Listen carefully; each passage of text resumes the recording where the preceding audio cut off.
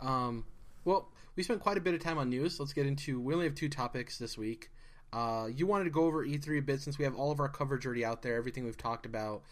You also, for those who listened to last week's episode, Jordan's audio messed up, so unfortunately we didn't have him for part of the game of the show discussion. Actually, all of the game of the show discussion and part of the who we thought won E3. So, yeah, what's your topic? And if you want to get into that stuff that we didn't hear from you last week, unfortunately.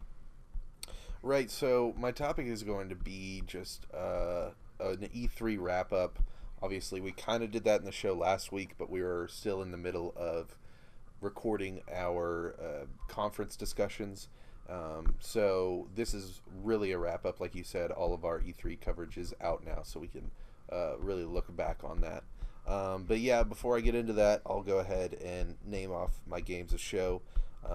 First, I will go with the games that I wanted more of at E3, and just run through this list very fast.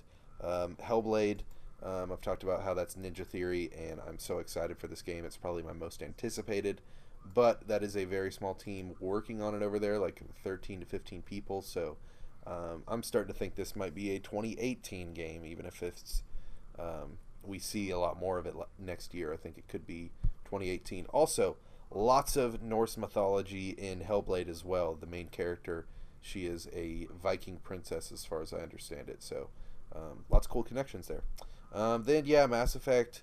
Obviously, they didn't show shit at the EA conference, and that was really disappointing. Wondering where EA's Criterion game is that we saw a couple years ago from E3, where it was really just like a weird tech demo of all these off-road vehicles.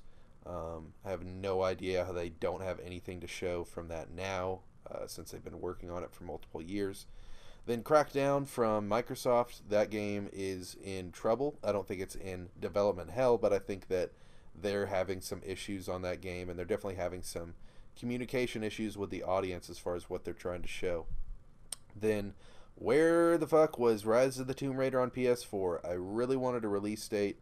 I really wanted to be playing that this fall. It may still happen, but it just starts to feel like at this point that Sony's going to just kind of throw it out hush hush, which is fine because people that want to play this game on PS4 are, gamers and know what's up with it anyways. And then the last, Kingdom Hearts 3, at the end of the 2.8 trailer, which said it'll come out December 16, 2016.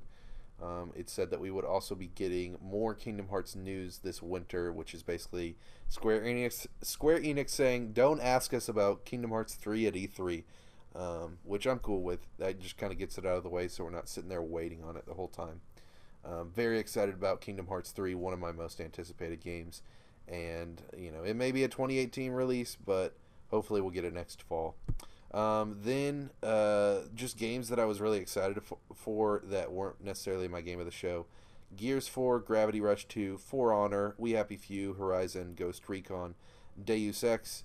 I'm not going to go into those. I'll just say that I am excited for all those games, and I liked what was shown at E3 for them. And then finally, my games of the show, counting down from 5. 5 was Spider-Man. Would have been higher on the list. Very excited about that game, me personally.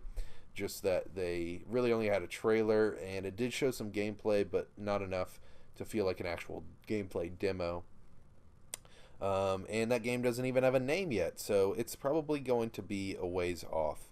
Then after that is Watch Dogs 2. Very excited with the trailers that they showed, and super excited with this new direction, the new city, the new feel of the game. Ubisoft has got me on board for Watch Dogs 2. Then God of War is number 3. We talked about how excited I am on that game. I think the demo they showed was great, showed a lot of pieces of that world that we needed, even if a lot of them were hidden Easter eggs.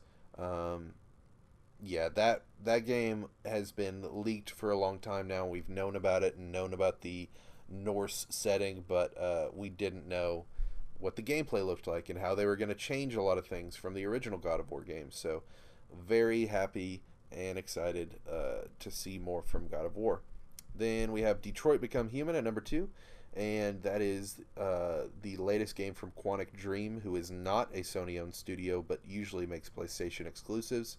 Their last two games, Heavy Rain and Beyond Two Souls, are these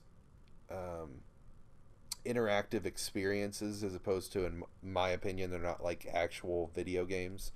And it looks like they're telling a really cool sci-fi story with lots of different outcomes here, with multiple android characters that we're going to be playing as. So Detroit, I hope, comes out next year, but Quantic Dream really likes to take its time, so we'll see when that game comes around. And of course, not only my Game of Show, but also our Game of Show here at Controlled Interests, Dishonored 2. I thought, a lot of people felt like they showed too much of that game. Well, not too much, but just took too long on that game at the Bethesda conference. It had 3 separate pieces of gameplay and environments shown. And I do think they spent too much time on it, but I was personally really okay with it, because that's probably my most anticipated game this year. So they showed off some cool new mechanics that are really innovative in my mind, and they showed off just that awesome Dishonored gameplay that I'm so excited for. So yeah, Dishonored 2, game of the show, if you ask me. And then you kind of wanted me to mention who I thought won E3. And I've talked about this on the individual discussions for the conferences, but I just felt like Microsoft had a really complete conference that lasted long enough and had all the little pieces of everything you would want from one of the first parties. And I felt like Sony hit us really hard, bam, bam, bam, with a lot of great games or demos or trailers. But then it trailed off at the end, and it was only an hour long. It wasn't nearly long enough. So I wish that they had delved deeper. I think there's a lot of stuff that needs to be taken care of with PlayStation Network. I think there's a lot of stuff that needs to be taken care of with PlayStation Plus and the games that we're getting. And I think there's plenty of other things that PlayStation needs to discuss besides just VR and their first-party titles. So I really felt let down by Sony this year, and wished that they had been, even if there were things taken out, I think there were plenty of things that you could have put in to replace them that would have been substantial enough and exciting enough to have in that conference, and it would have felt more full and complete. So to me, Microsoft won the show. Right behind them was Bethesda, because they had another great complete conference with a little bit of everything. Bethesda. And then after the wonderful land of Bethesda, I would say Sony would be 3 after that. So that's my E3 game of the show and I guess conference of the show. So as far as the wrap up, I really don't have much to say. We've talked about it at almost nauseum at this point. For me, I'll just retread real quick. I thought Microsoft won. Seems like they cared the most about E3. I don't think PlayStation didn't care necessarily, but you do sense that they have to time things out for PSX and stuff like that. And I think the biggest detriment to PlayStation's E3 is them having PSX.